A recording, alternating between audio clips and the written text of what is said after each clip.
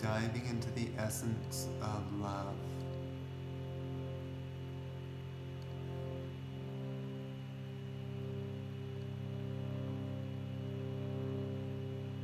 Swimming through an ocean of love.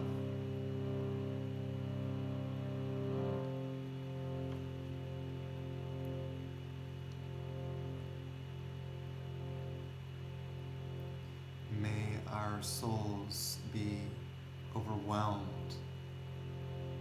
with the presence of love.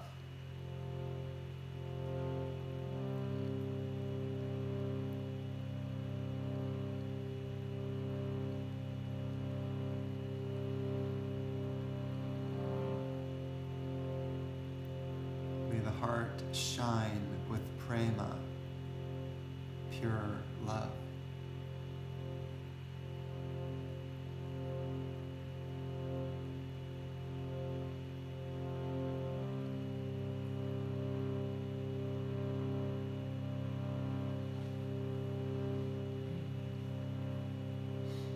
And may all darkness disperse from the heart.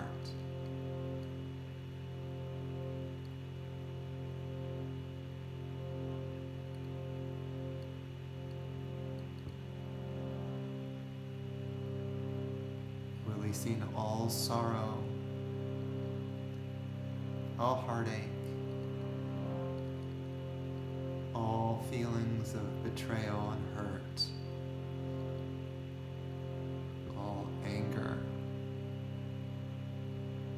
all hatred and judgment.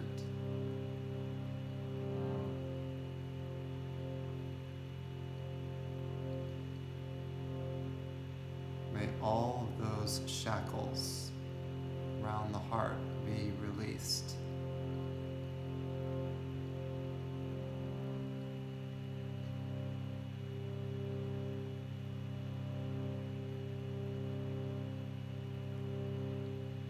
That we may feel truly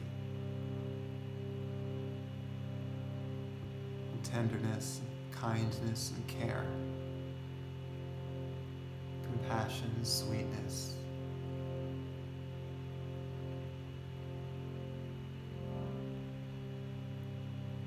Genuine authenticity.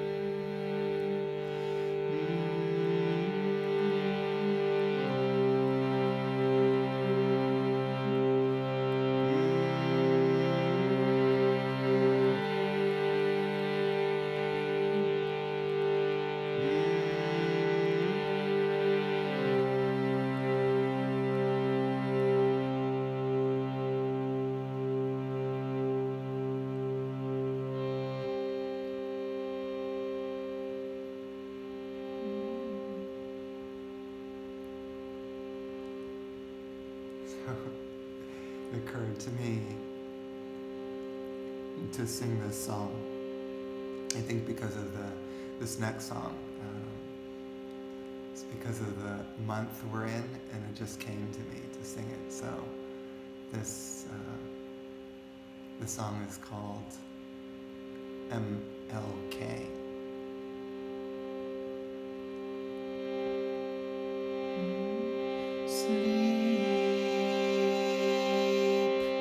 Sleep tonight, and may your dreams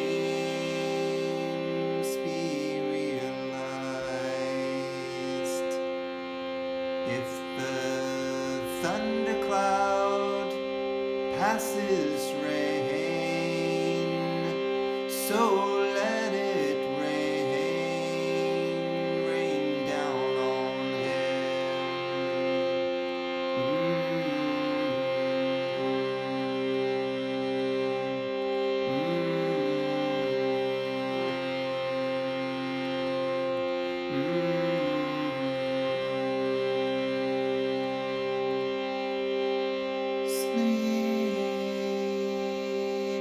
Sleep tonight,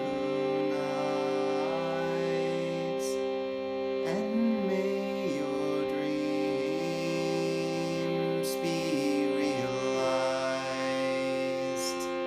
If the thundercloud passes rain, so let it rain down on him.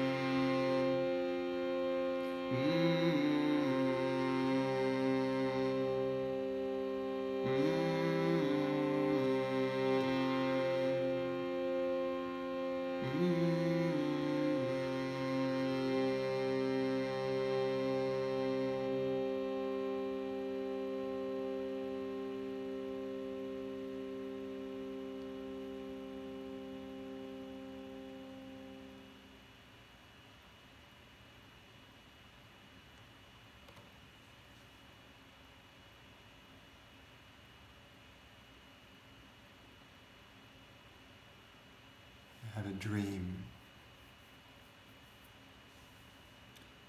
that all my brothers and sisters would get along and be in peace, harmony, work together, care for one another. That my children would be brought up in a world in which people were loving and caring.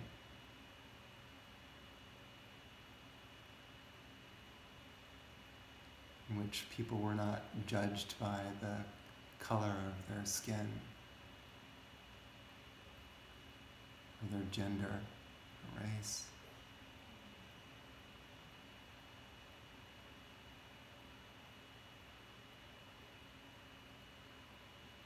I'll add on to that speech and that the one who has soul consciousness sees no color, sees no gender, no race, no country. And he was very inspired by Mahatma Gandhi.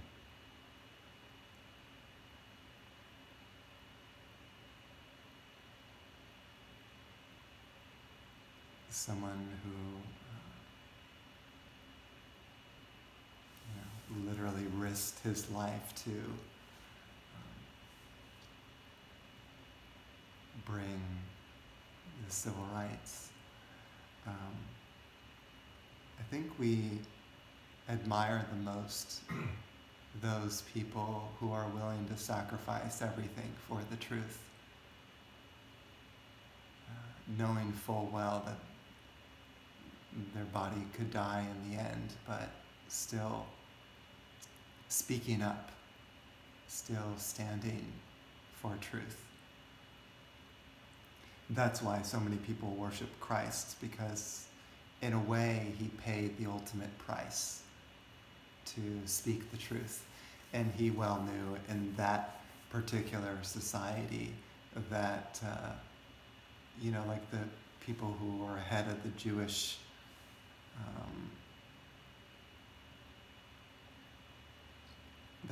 that particular church back then, he knew that they would resist his teachings, and yet he kept speaking, and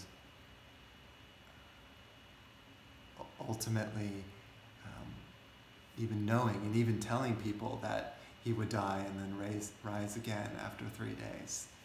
He was like trying to prepare everyone. And in fact, there's an interesting statement he made about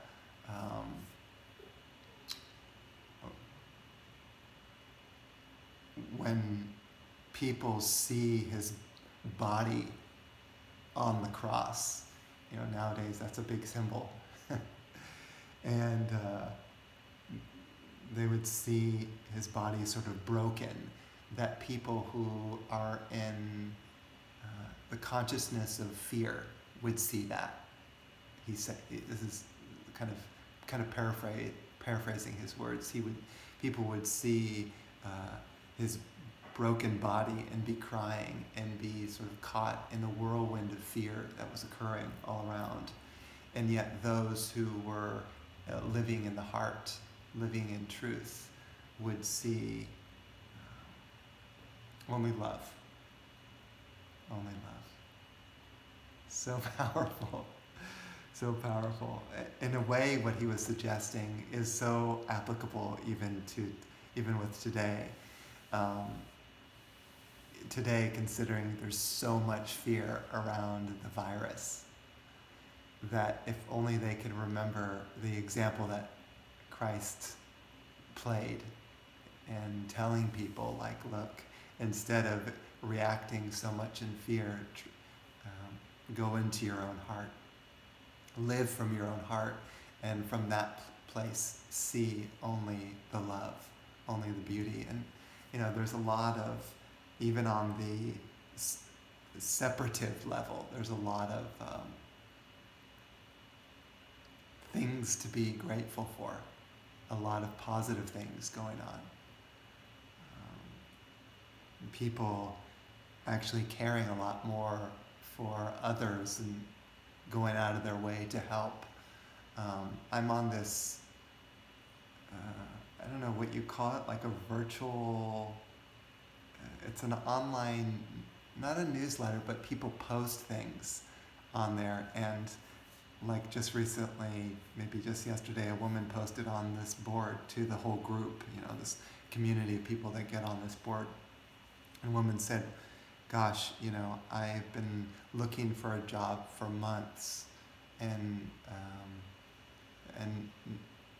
now I just got pregnant, and I don't feel like people will hire me because I'm pregnant.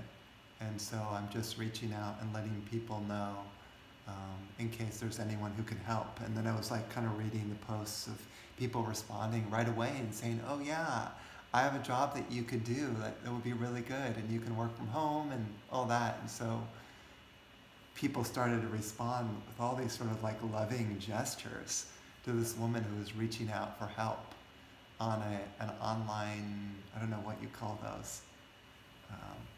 Blog? What's it? Blog?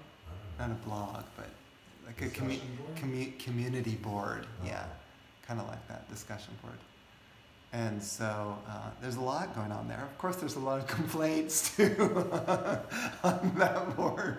A lot of complaints, but and those also, you can really get pulled into the complaining attitude, because once you put one complaint, one strong, like, kind of, in a sense, kind of a whining note, then you've got a lot of other whiners that have, now that one person has set the tone, they go, yeah, I've got this grudge and I've got this grudge. And so you see 30 comments of that nature.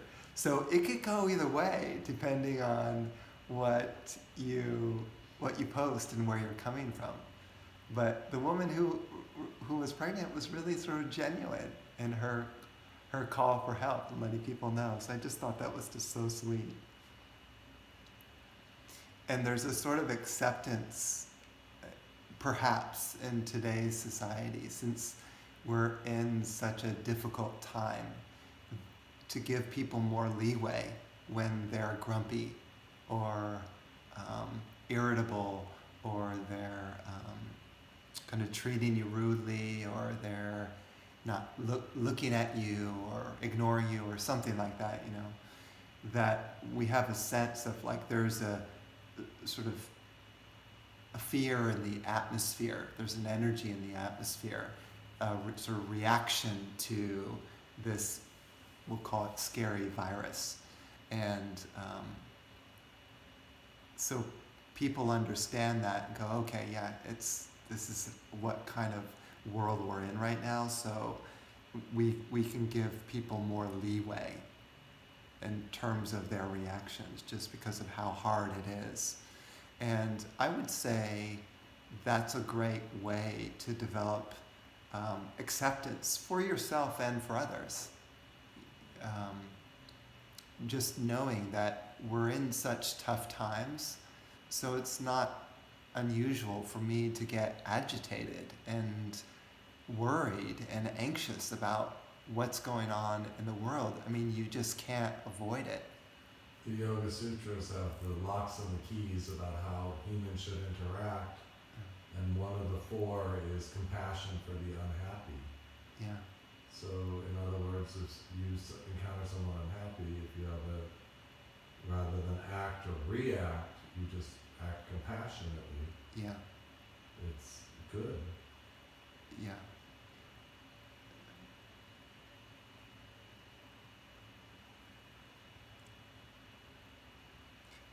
I recently spoke to someone who had been kind of like struggling with accepting kind of the way society was or is now, in terms of like just the sort of pressure cooker atmosphere and people feeling under pressure. And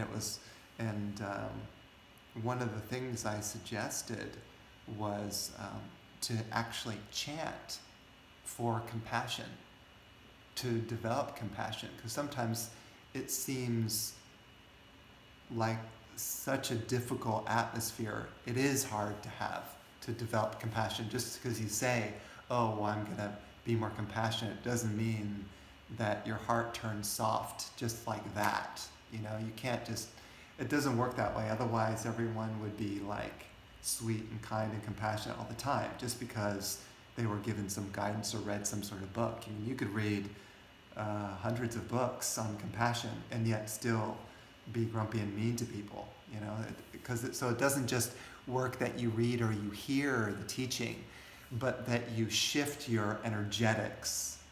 And in a way, I feel like satsang, this kind of gathering, is more for that, rather than trying to solve your psychological problems, which generally can't be done in a day anyway, or in one gathering. But when your energetics change, in other words, let's say you start to clear your heart chakra, aham prema, mention the mantra aham prema, which means I am divine love, I'm pure love. Once this starts to open, then it will be easier to sort of naturally feel compassion and understanding and look from another person's point of view, because I shifted my, you could call subtle being here, because a lot of our lack of compassion happens to be because we have clogged nadis or energy channels and clogged chakras, energy centers. And when those are clogged, again, no matter how much counseling you get, it's going to be very, very tough for you to genuinely feel compassion. So the mantra, one of the mantras I suggested, or what I gave to this person, was one for activating compassion in the being. And the word Well, and I'll just introduce one particular word for compassion in Sanskrit, which is daya. Daya, D-A-Y-A. That's one of the words for compassion. Actually, I don't know if I've even brought that up in satsang before, but you can chant for your heart or for your being to awaken that sense, the energetics of compassion, your being, like Ya Devi Sarva Bhuteshu Daya Rupena Sanstita Ya Devi Sarva Bhuteshu Daya Rupena Sanstita Namastasye Namastasye Namastasye Namo Namah. So that's the Daya mantra. Or you could say go into Daya. Go Daya.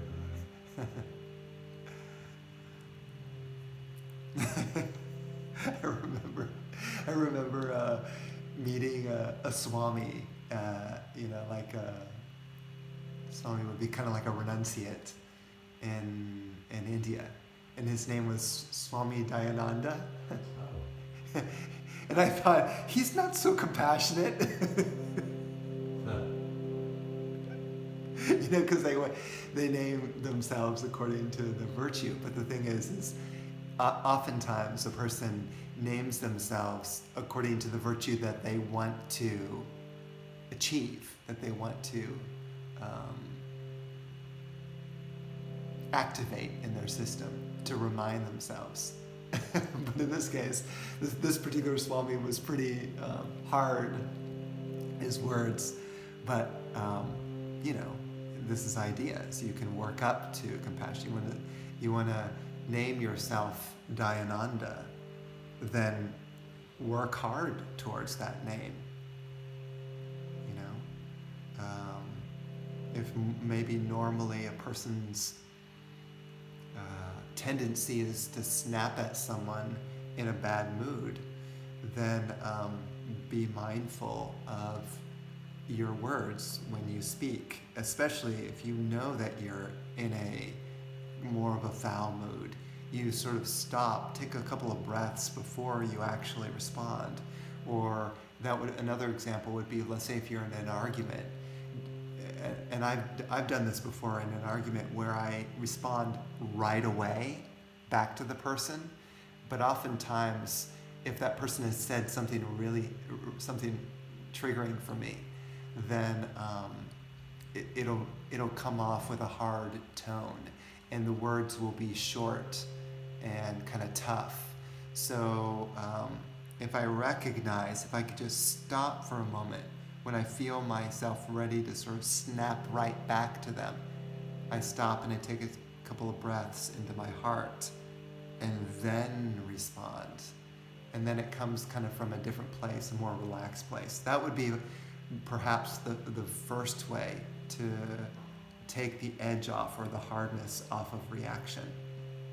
That takes a lot of effort, but it starts to go against egoic patterning. That's how you break through ego, is you do things the opposite of what. So if you really, really want to snap at a person, you don't. Or if you really, really want to interrupt a person to argue, or even not, even just to interrupt itself, you stop and you don't interrupt and you keep listening to them. That's very difficult for some people, because some people want to get in their word right away, no matter what. They want to give their opinion. And maybe sometimes it's helpful, but if a person has a general habit of interrupting, then it's good to stop and let a person speak their mind fully and then respond. Or you can even say, is that all that you wanted to say about this? And maybe they have another 5-10 minutes to talk to you before you can respond. And it's good, because then you can actually sort of practice listening and find out where that person is, what they're actually feeling. Because a lot of times, if I'm interrupting, I haven't gotten really the full picture of the whole story of where they're at. Or it could be even different. If, let's say, instead if they're upset, they're trying to tell you something important about their life. And it's a 10-minute story. But your listening to them would be their greatest gift, because how many people really genuinely want to listen to your life story? If you, if someone was going to tell you their life story, are you willing to sit for 10 minutes and then say, listen, and then, oh, tell me more. Oh, and tell me about that. I'm telling you, like, people in general love to tell their life story. One of the greatest gifts you can give is to ask a person, will you tell me more about your life? Tell me about your challenges. What have you gone through in life that has made you like this today, that's made you the person you are today? It's a great question. And then you listen carefully, not just listen and then turn around and like make your toast. You know, oh, let's sit down. I want to hear your story. And then the person tells their story, and then likely the person who just told you their story will remember this conversation for the rest of their life. Why? Because no one else has heard their whole story. No one actually sat down and said, oh, I want to hear about you and I want to hear about your life. Because everyone wants to tell about their story. Oh, but let me tell you my story. I've got a good story for you. I went through this and this and this, and wasn't that great? Like, oftentimes. So, and even then, after they've told you their story, you don't say anything about your story. You don't say, oh, yeah, I'm going through this and this and this and this. You say, you know what? Thank you for sharing about your life. I really wanted to get to know you more. And now I'm feeling like I really understand where you're coming from. And I'm so glad to get to know you. Like, that's and then here's the amazing thing. When you hear out their story and you know their character more, then when you hear their reactions, you see their reactions to someone, they do this or this and this, and maybe normally it would bother you, you've already heard their story. You've already heard that they have these kinds of reactivities or this kind of trouble with this kind of interaction or this kind of issue. And then instead of then being kind of like judgmental towards the person because they did this and this, oh, well, actually, I've already heard their story and I understand why they're reacting. I get it because I know where they're coming from. What a great gift. You know where the person's coming from, so you're not surprised or angry or judgmental to the person when they react a certain way. You get it.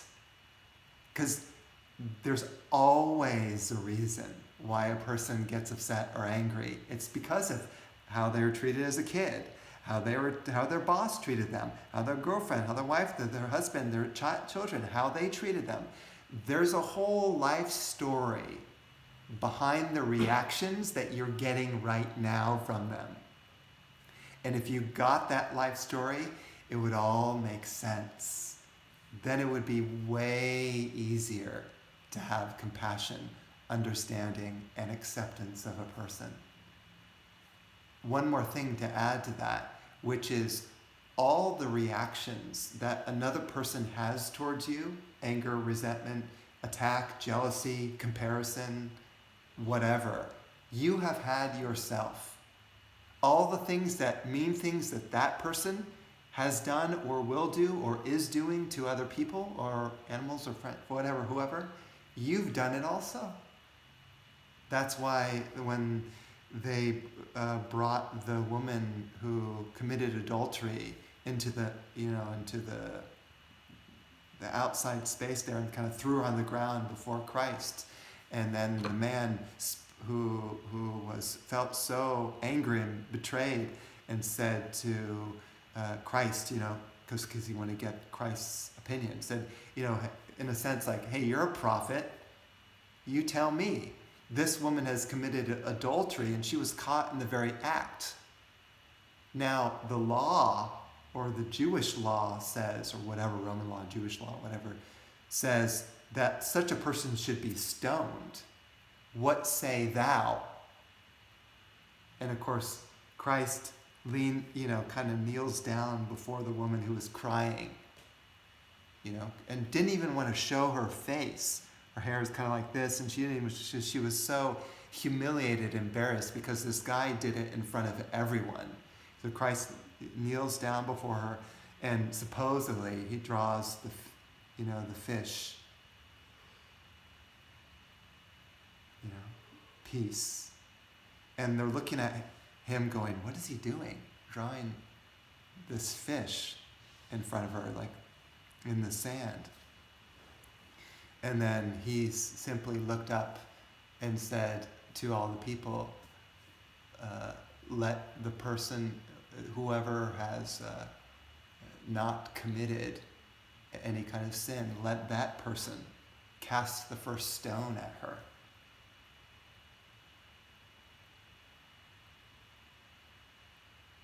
And of course, everyone was in silence and looked kind of like sheepish. And then the guy who was so angry, kind of like this, and then he walks away, and everyone else, all the people who were sort of supporting this stoning of her, they all walked away and left her in front of Christ. And then Christ, kind of takes her chin and looks up at her and says, where are thine accusers now? And she says, there's no one, my Lord, no one. And so he says, no one has accused you now, and neither do I. Neither do I. And so he stands her up and takes her and says, go and sin no more. And then she walks away.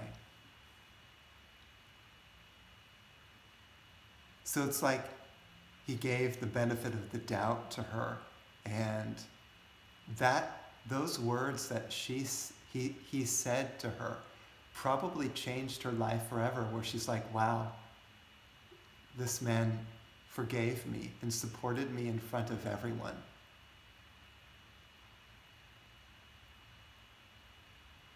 I mean, it probably moved her heart so deeply. She probably took his words so seriously and said, okay, I'm changed. I'm changed. That's how you change a person, with that kind of compassion.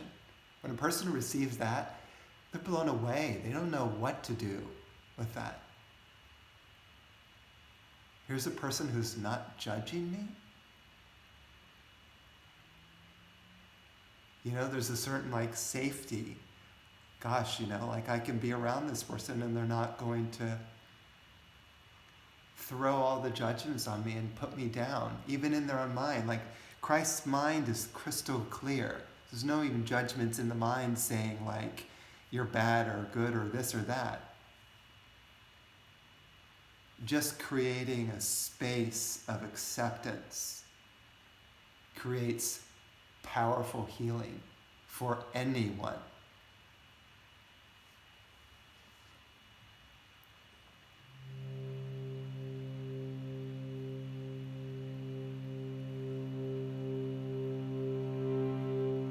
And so we're going to sing that mantra for compassion. And I know it's long. I know that it's a long one. I've suggested to people to memorize it, just because there's so much.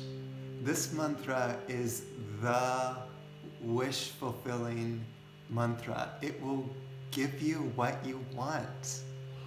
It will manifest what you want.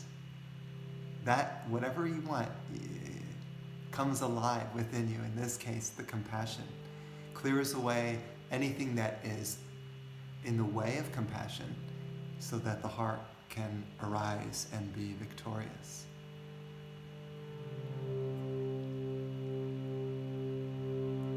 Yada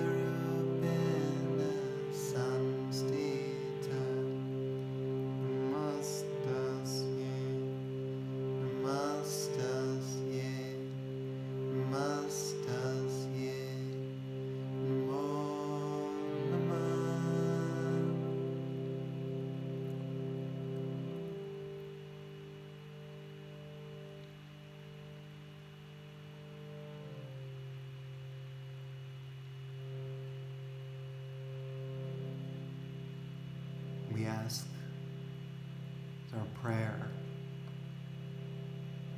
that this mantra, the presence of this mantra, warm our heart. Help us to feel again love for our fellow man, our fellow human, our fellow animal, our fellow earthling.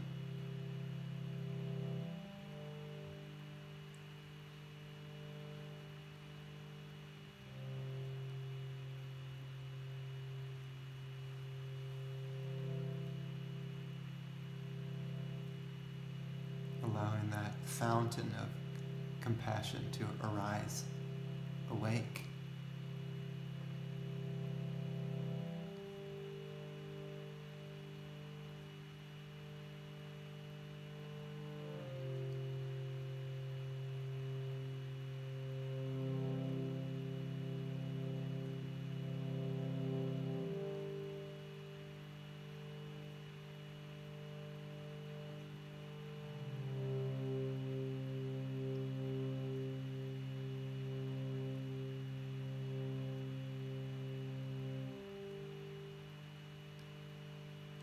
This is kind of speak in certain terms. The Lord has mercy upon all. There's no judgment there. There's a complete acceptance of who you are. Everything about you is perfect as it is. You don't need to change. Just be yourself.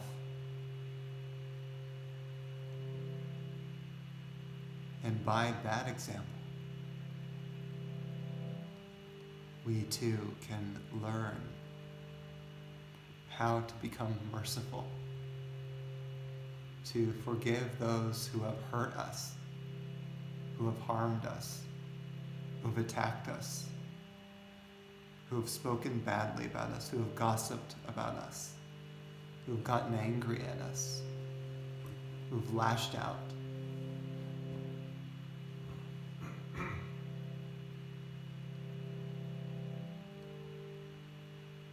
Right now we ask that higher power, ask the Lord to grant us this mercy within our own heart, that we may forgive all those who have done any harm to us.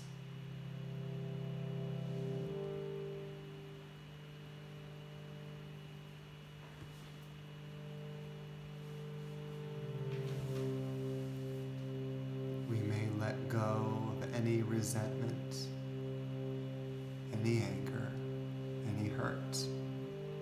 Be free to love again.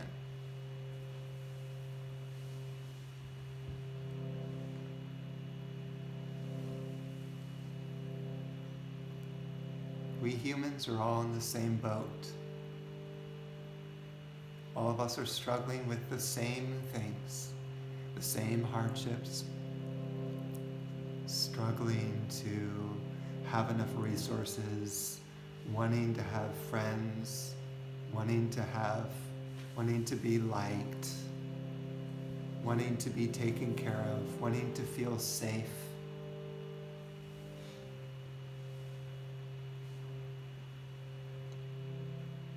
Wanting to feel at peace. We all are desiring the same things.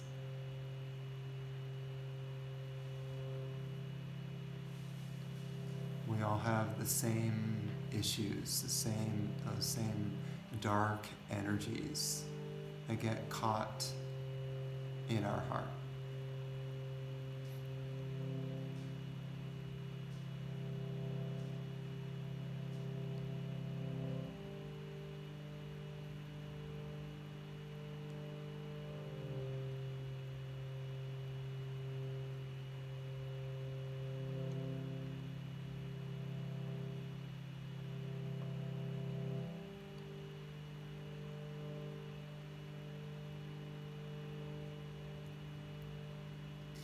And finally, may we feel the emotion of compassion. That sort of soft, sweet, kind, and tender emotion to support us.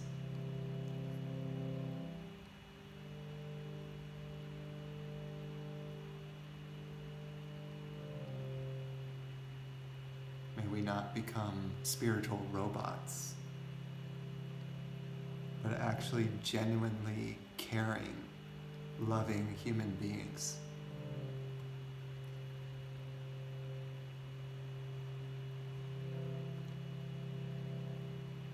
Ready to serve those who are in need in whatever way.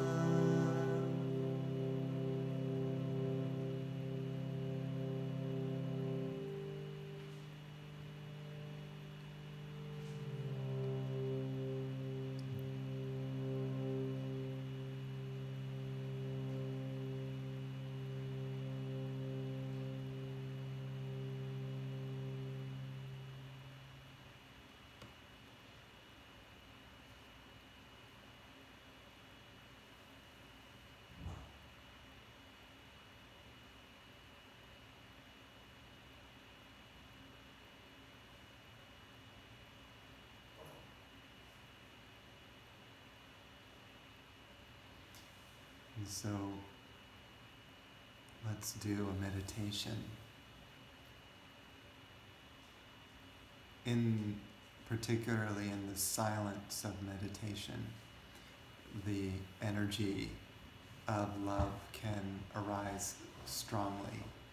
It's almost like we're using a focal point to kindle the warmth and the softness of that energy.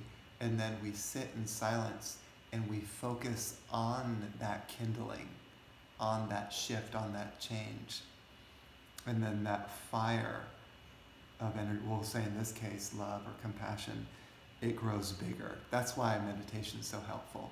See, if you're always kind of like active and doing things, then you can miss the expansion of the power of these energies. So when I say expansion, I mean every time you meditate and you feel into it, it gets bigger, and then that virtue arises more in your being, in all places of your being. So it can start to arise in all the chakras and all the cells of your body and your aura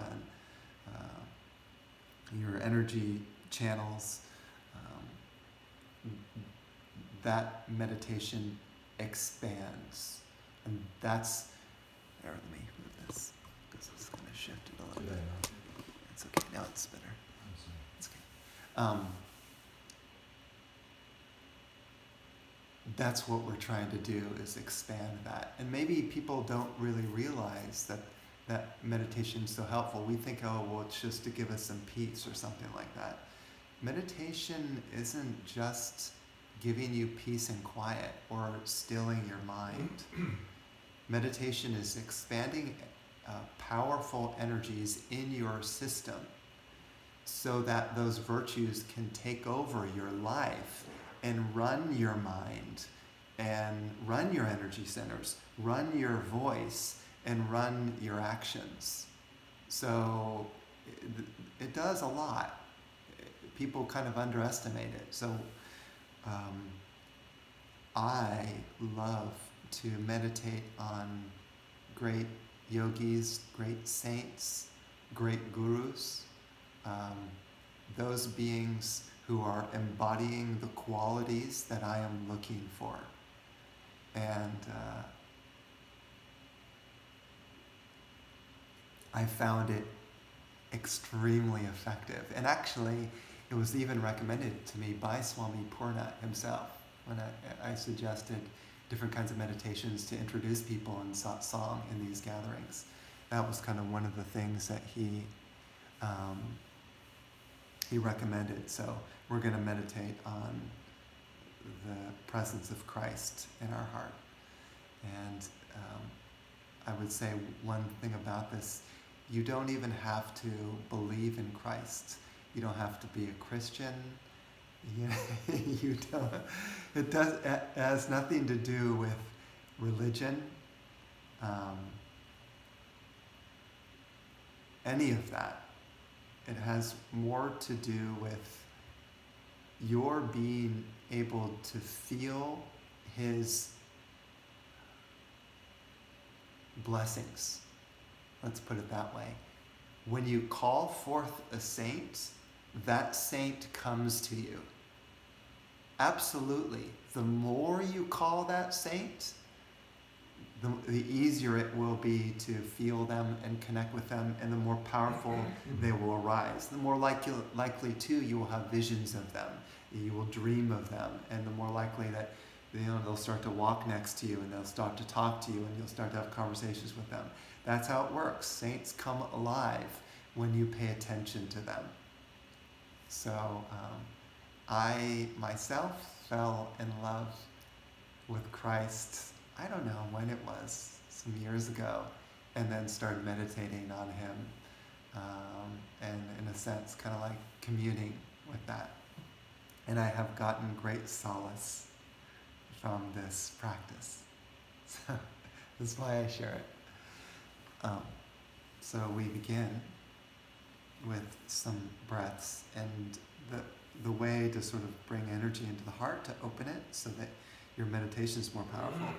You can take your right hand and put it over your heart, and we will take in a deep breath through the nose,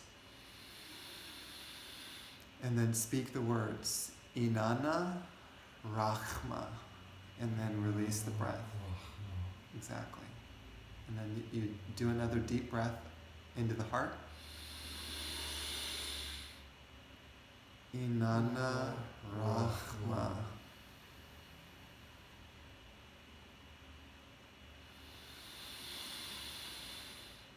Inanna Rachma. It means I am love. Inanna Rachma.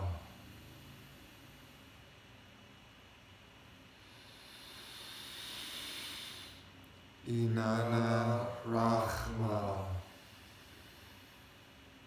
And do it 3 more deep breaths. Inanna Rachma.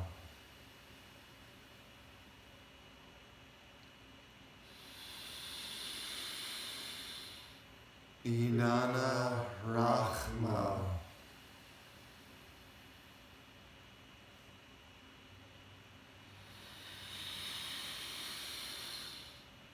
Inanna Rachma. And then we just relax. This is an Aramaic mantra, ancient mantra.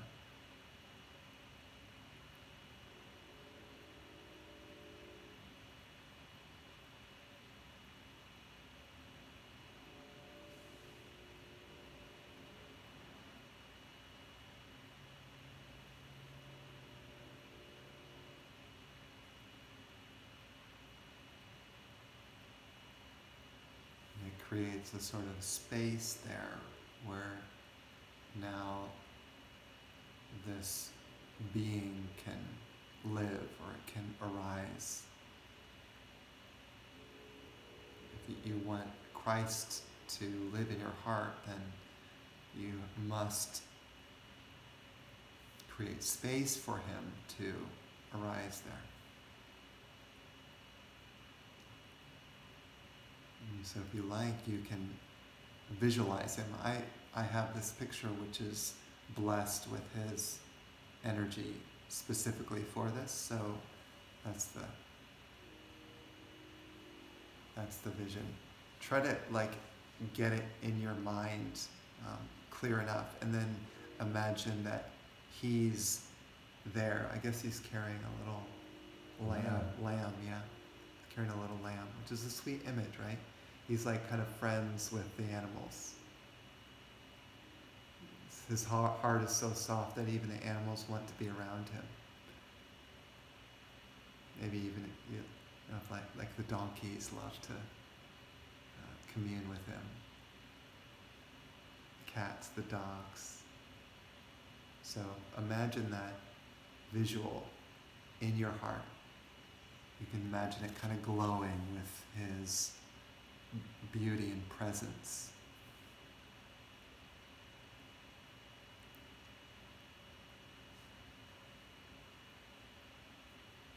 And the more you can get the image there, sort of implanted, the more powerful this energy will become for you.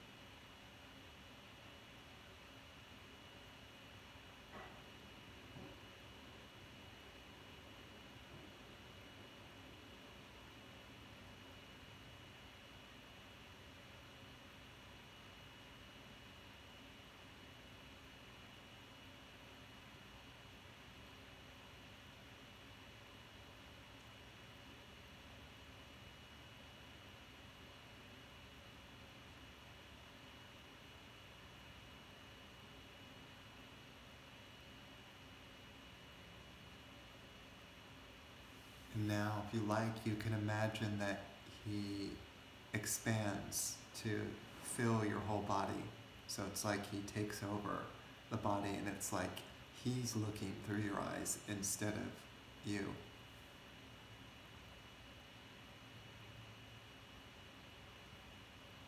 And maybe he's holding that lamb.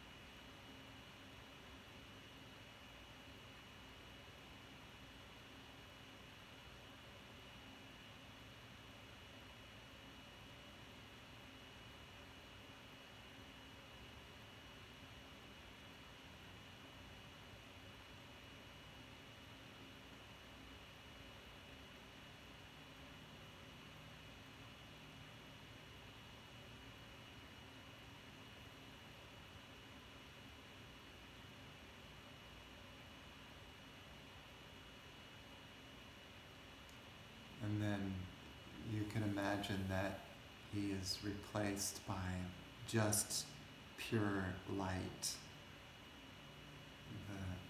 the divine light, which represents absolute pristine love, just fills every single cell of your body. You could even imagine like your head being filled with this light, and it's kind of like sparkling, and the energy is just consuming all of your thoughts.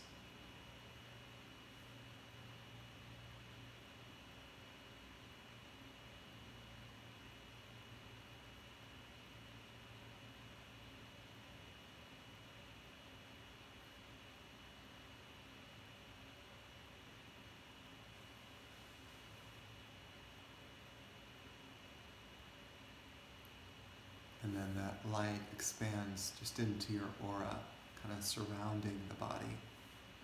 And now you're encompassed in this pure light. The whole aura, all the auric fields are filled with love.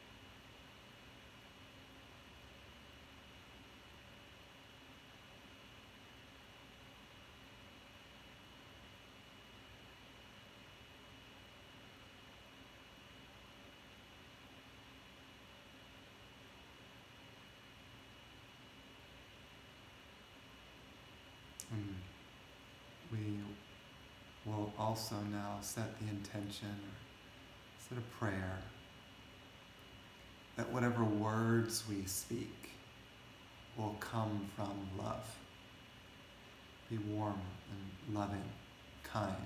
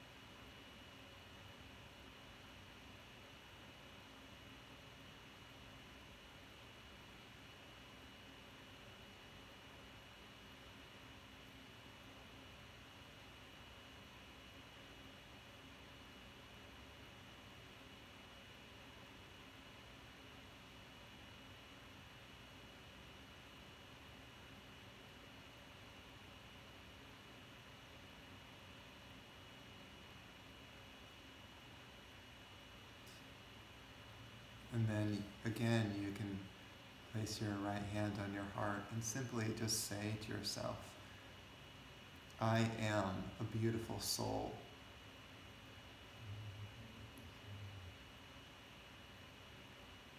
I will take care of this soul. I will nourish this soul.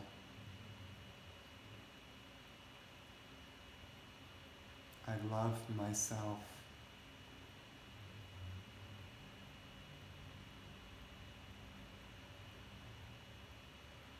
And so it is. And so it will be.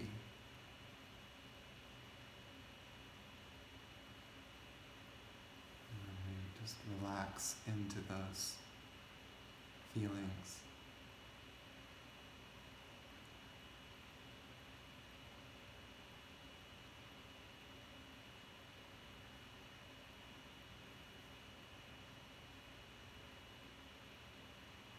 In this case, there's really nothing to do or think,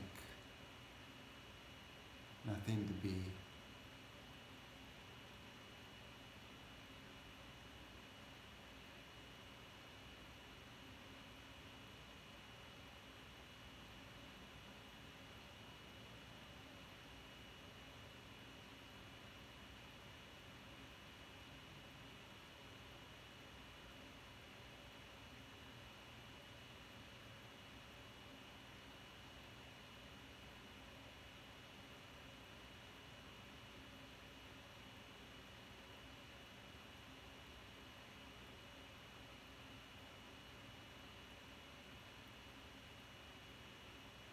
And so we have been blessed with this life.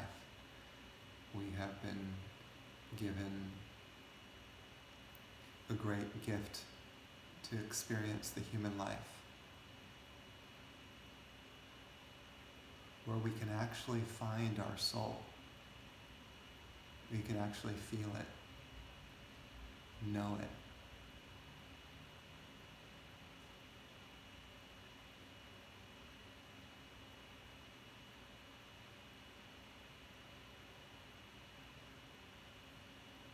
And we have been given the help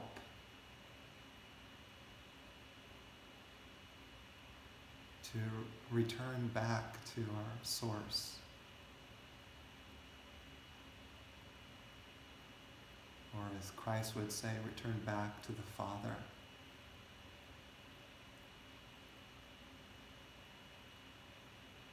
Who awaits with open arms.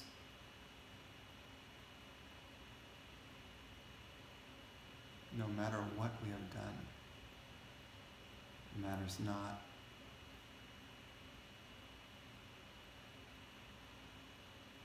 The Father simply waits for our return.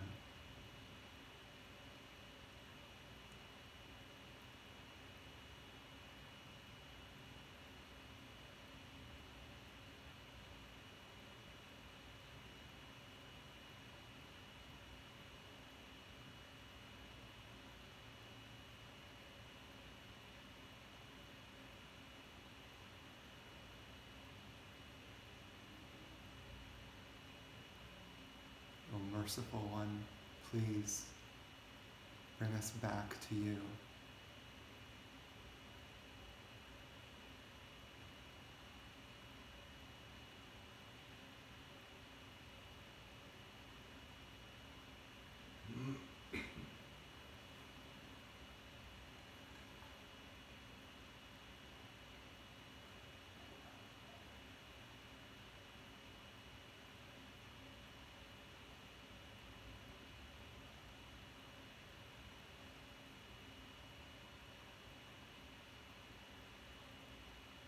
May we see the soul shining in all beings and all of creation.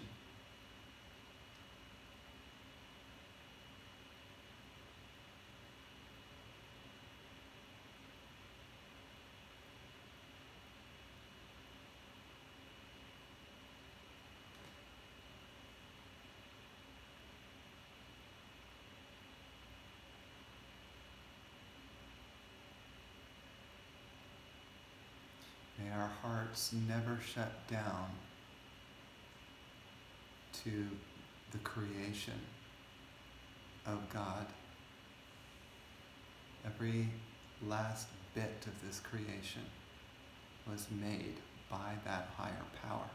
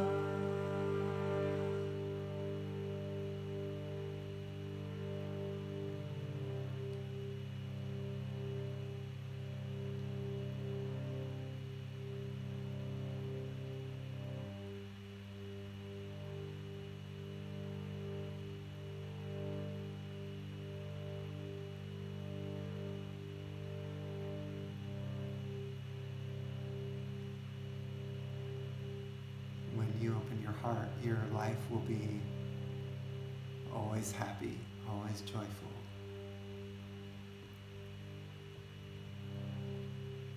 You will love life. You can't wait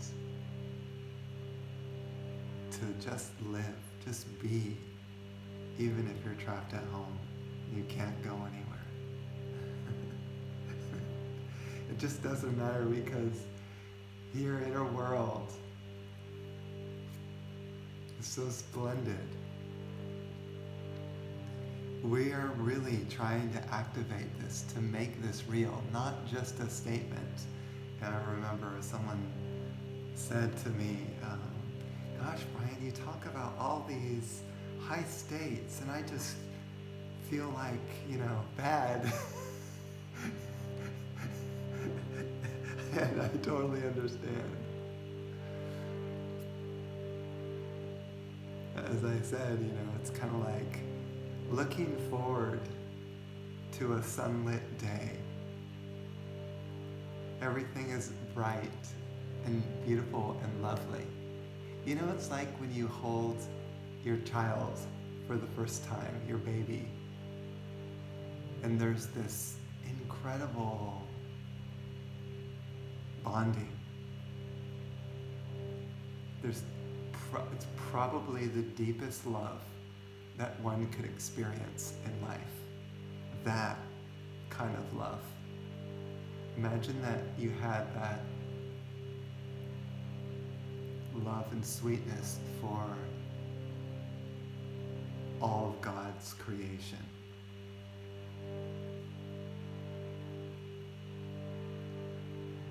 Sometimes I suggest to people, if you don't like this person or that person, like this politician, just imagine as if they were still a baby. Because every person was a baby at some time. And it's easy to love babies. Just imagine that. That will soften your heart. It's much easier to love babies. Everyone once was a baby. It's just that we just get blinded and we literally don't know what we're doing here on earth. I never got an instruction book when I was born about how to live this life. I was clueless. Even as a kid, I used to kill lizards, actually, hunt lizards. And I would use a magnifying glass to burn bugs. This is the kind of thing that a boy would do. Only like the boys do crazy things like this. I had no clue that these little guys had consciousness, that they were alive, that they had intelligence, that they were also children of God. I never thought about that as a kid. I had no clue. And do you think a person should get mad at that little Brian for doing those things? He had no idea. So it's time to forgive that Brian.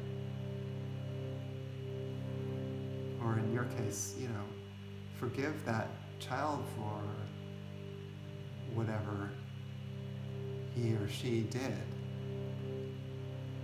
It's in the past, like you're a new being now.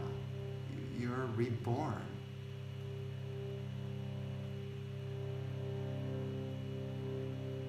You're not the same person.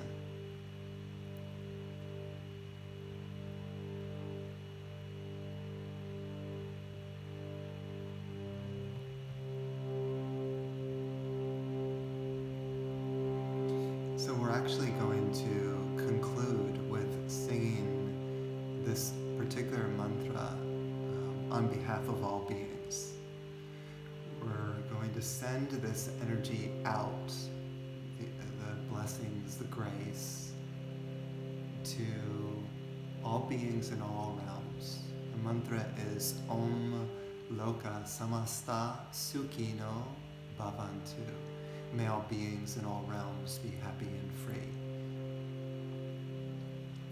I mean, wouldn't it be a world, it's like I go back to that speech that Martin Luther King made.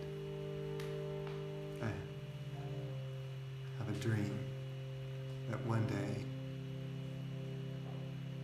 my brothers and sisters will live together in peace and harmony. No one will be judged by the color of their skin, their race, their gender.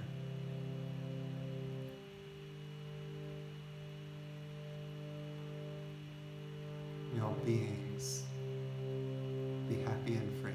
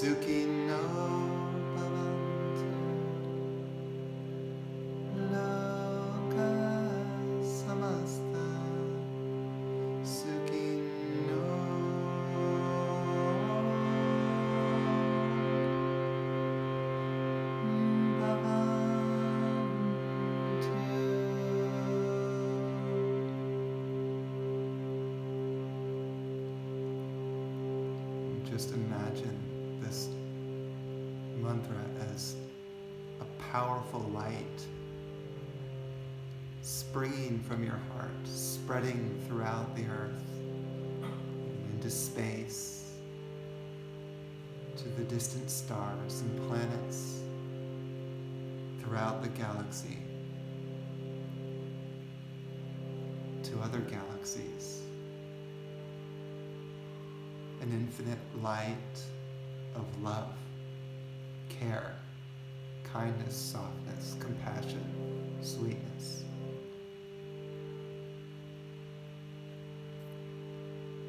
Blessing all the beings, all souls. Be happy and free.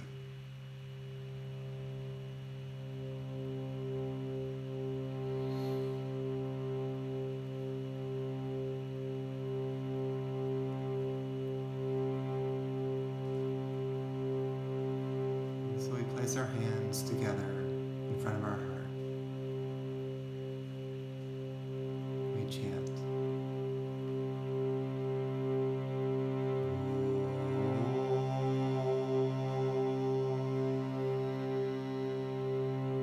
Shanti, Shanti, Shanti.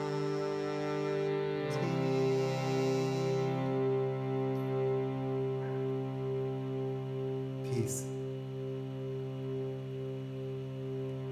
Peace. Peace. Be unto all.